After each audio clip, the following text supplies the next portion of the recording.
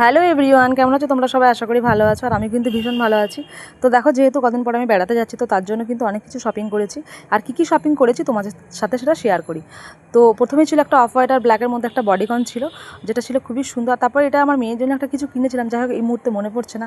তারপর এটা একটা জিন্সের স্কার্ট ছিল, এই পার্সেলটা আমি আজকেই হাতে পেয়েছি, এখনও পর্যন্ত ওপেন করিনি। তারপর ছিল এখানে এটা একটা পিঙ্ক কালার বডিকন ছিল, যেটা দেখতে ভীষণই সুন্দর ছিল। তো তারপর এটাও একটা জিন্সের লং স্কার্ট ছিল। তো প্রতিটা জিনিসই কিন্তু আমি মিশো থেকে নিয়েছি, যেটা প্যাকেট দেখলে তোমরা অবশ্যই বুঝতে পারছো। তো তারপর ছিল একটা ব্যাগের, এটা কম্বো সেট ছিল 3টে, যেটার মধ্যে আমি মেডিসিন আর মেকআপ নেওয়ার জন্য কিন্তু কিনেছি।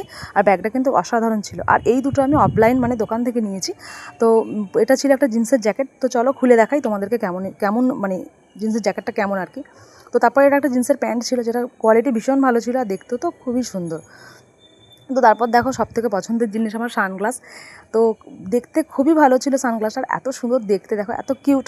আর আমার ভীষণ পছন্দ হলো, তো তার জন্য নেওয়া আর কি, নিয়ে নিয়েছি। তো আমার সানগ্লাস আছে, অনেক অনেক সানগ্লাস আছে, তো তাও আমি নিলাম আর কি।